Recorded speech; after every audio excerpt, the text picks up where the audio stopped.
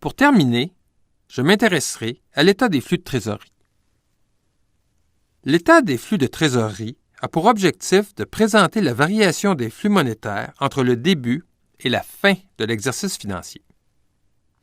Il existe deux méthodes d'élaboration et de présentation des flux de trésorerie liés à l'exploitation.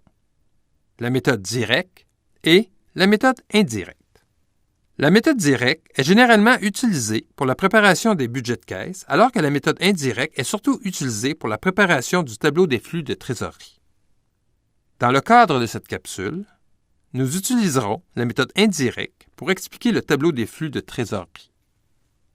Comme le mentionne Wikipédia, selon la méthode indirecte, l'état des flux de trésorerie est constitué de trois composantes. Les flux de trésorerie liés à l'exploitation, les flux de trésorerie liés aux investissements et enfin, les flux de trésorerie liés au financement.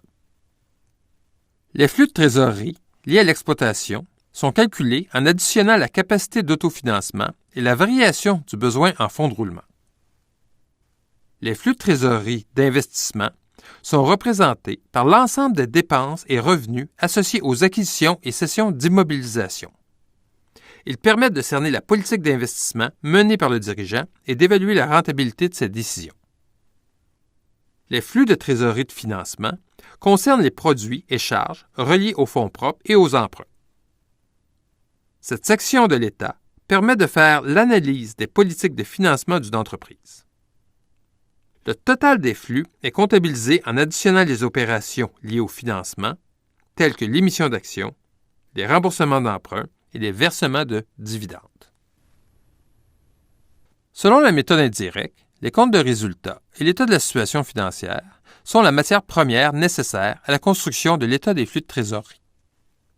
Le total de la capacité d'autofinancement se calcule par l'addition des charges et la soustraction des produits sans incidence sur les liquidités, c'est-à-dire les entrées ou les sorties de fonds.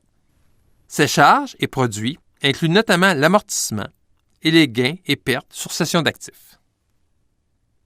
La marge brute d'autofinancement est calculée à partir d'informations issues de l'état des résultats.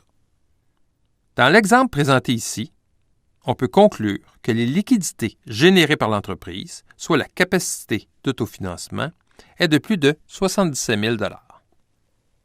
La variation du besoin en fonds de roulement est calculée par la somme des changements de compte de fonds de roulement, soit l'actif courant et le passif courant que l'on retrouve à l'état de la situation financière.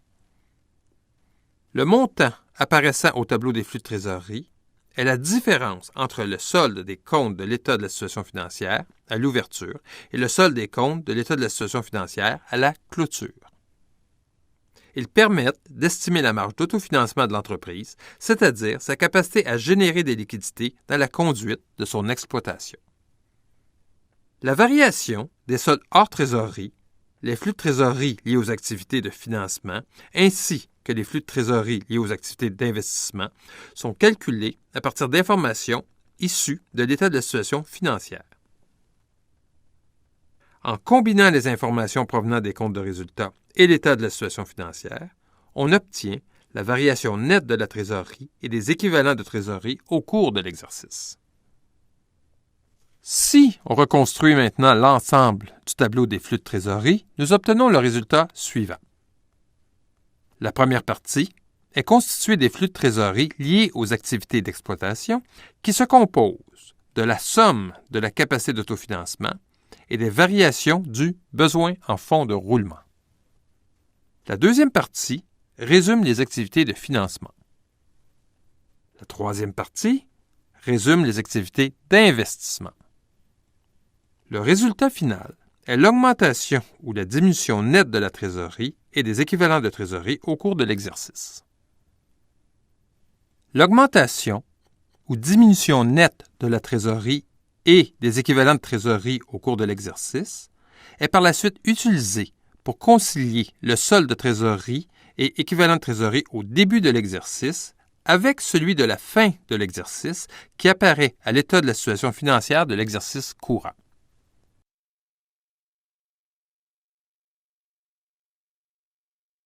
Le tableau des flux de trésorerie, essentiellement, informe les gestionnaires, sur l'état des liquidités de l'entreprise, alors que le compte des résultats, quant à lui, informe les gestionnaires sur la rentabilité de l'entreprise. Les liquidités et la rentabilité, ce n'est pas la même chose, notamment à cause des dépenses d'amortissement.